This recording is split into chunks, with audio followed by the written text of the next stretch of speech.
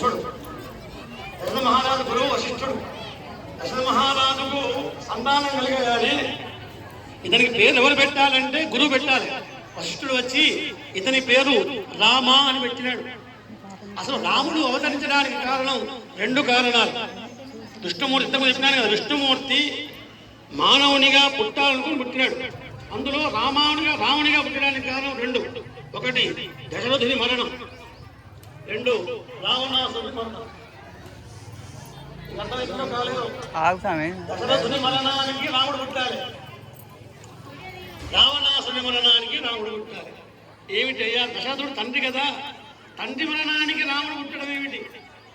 దశరథుడు 60,000 సంవత్సరాలు పరిపాలించాడు అమ్మ. అప్పటి కాలంలో ఆయుష్ అంత ఉండే 60,000 సంవత్సరాలు.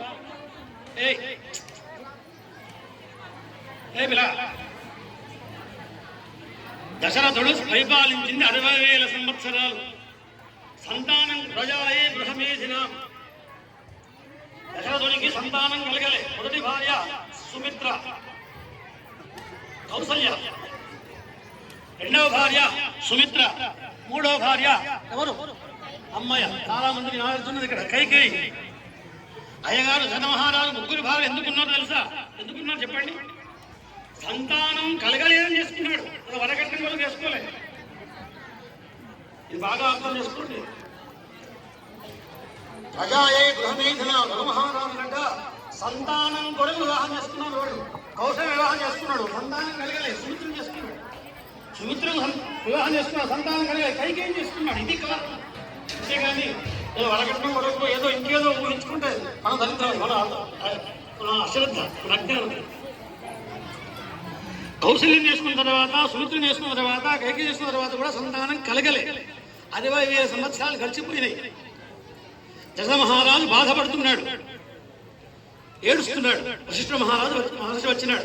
అయ్యా గురుదేవా, నేను ఎక్కువ రోజు బతుకును, సంతానం లేదు నాకు, నేను పరిపాలించిన రాజ్యం ఏమైపోతుందో. దశరథ మహారాజు పరిపాలన చాలా విశేషమైన పరిపాలన అండి. నేను చేసినటువంటి రాజ్యాన్ని ఎవరు రక్షిస్తారు? దీన్ని కాపాడేటువంటి నాథుడు లేడు. నాకు సంతానం కలగలేదు, ఎందుకు కలగలేదు అని ఏడుస్తాడు, బలబల ఏడుస్తాడు. వశిష్ఠుడు తపోనిష్ఠుతో చూస్తాడు. నాయన, నువ్వు ఒక పొరపాటు చేసినావు. ఒకరోజు నువ్వు అడవికి వెళ్ళినప్పుడు దశరథ మహారాజు ఒక విద్య వస్తుంది, యుద్ధభేది విద్య. అంటే శబ్దం బాగా జాగ్రత్తగా వినమ్మా. వెనుక నుంచి చప్పుడు వింటాడు, చప్పుడు విని వెనుక కూడా ప్రారంభిస్తాడు. మన యుద్ధభేది విద్య కళ. అందులో పర్ఫెక్ట్ దశరథ మహారాజు. ఒక్కొక్కరికి ఒక్క వ్యసనం ఉంటుందండి. వ్యసనం అంటే దురలవాటు. దశరథ మహారాజు వేట మహా ఇష్టం, ఇది వ్యసనం. మహాభారతంలో దుర్యోధనుడికి వ్యసనం ఏమిటి? జూదం. ధర్మరాజుకు వ్యసనం ఏమిటి? జూదం.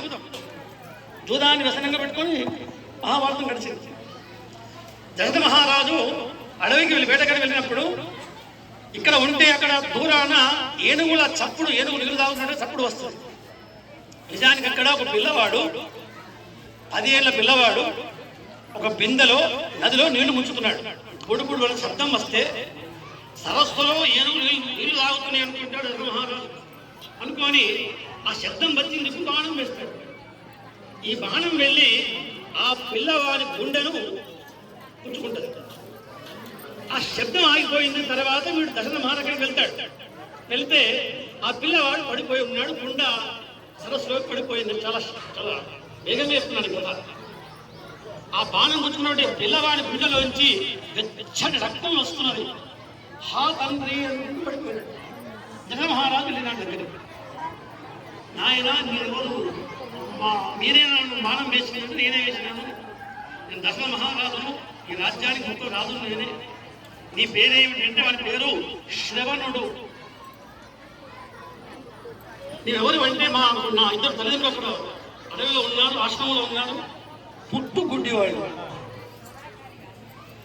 వాళ్లకు దాహం అవుతున్నది అంటే దాహం తీర్చుదామని నీలకని నేను వచ్చిన. ఇప్పుడు నన్ను చంపినావు, నువ్వు నేను చచ్చిపోతున్నాను బాధ లేదు, కానీ నాకు గుడ్డి వాళ్ళ తల్లిదండ్రులకు దాహం తీర్చకుండా నేను పోతున్నాను బాధ అవుతున్నా కదా. కానీ దశరథ మహారాజు కూడా వాళ్ళ ఏడుస్తాడు.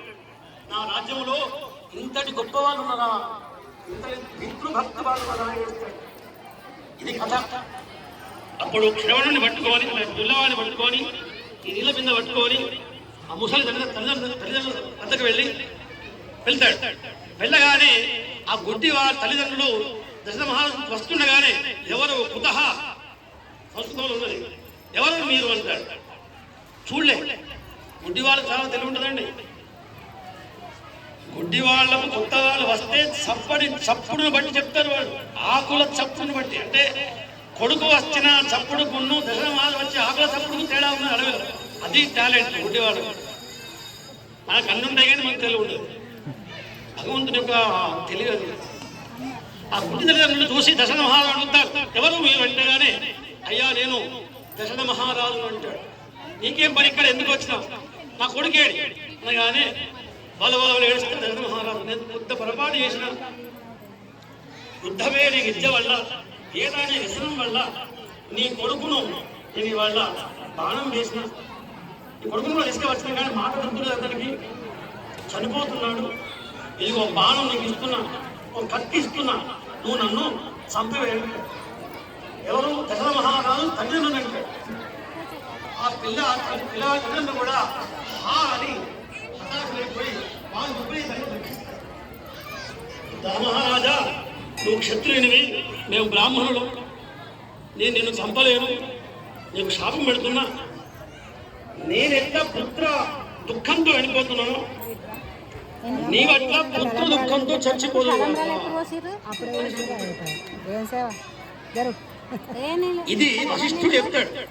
60 సంవత్సరాలు అయిపోయింది, నీకు సంతానం కాదనుకుంటున్నావు, అట్లా అనుకోకు, నీకు శాపం వల్ల నీకు సంతానం కలగాలి, కాబట్టి ఈ సంతానం కలుగుతుంది, నువ్వు ఏడో. ఈ శాపం వృత్తాంతం అంటే దశరథుడు మర్చిపోయాడు, 60 సంవత్సరాలు మర్చిపోయాడు, ముసలాడైపోయాడు, వంగిపోతున్నాడు. అప్పుడు వశిష్ఠుడు దుఃఖకాలేష్ఠియాన్ని నేర్పిస్తాడు. దశమహారాజు కృష్ణరాజు యాగం చేస్తే ఆ యాగంలో యజ్ఞపురుషుడు వచ్చి పాయసాన్ని ఇస్తారు. ఆ పాయసాన్ని ముగ్గురికి వచ్చుతాడు. కౌసల్యకు రాముడు, సుమిత్రకు లక్ష్మణుడు, శత్రుఘ్నుడు, కైకేయికి భద్రుడు ఉంటాడు. కైకేయి చిన్న భార్య. పాయసంలో 3 ముగ్గురికి ఇస్తే పెద్దాన్ని చిన్నాన్ని పెద్దవాళ్ళకు ఎక్కువ ఇస్తారు. కౌసల్యకు రాముడు, సుమిత్రకు లక్ష్మణుడు, శత్రుఘ్నుడు, కైకేయి భద్రుడు ఉంటారు. ఇదొక కారణం. ఇక ముగిస్తున్న కథ.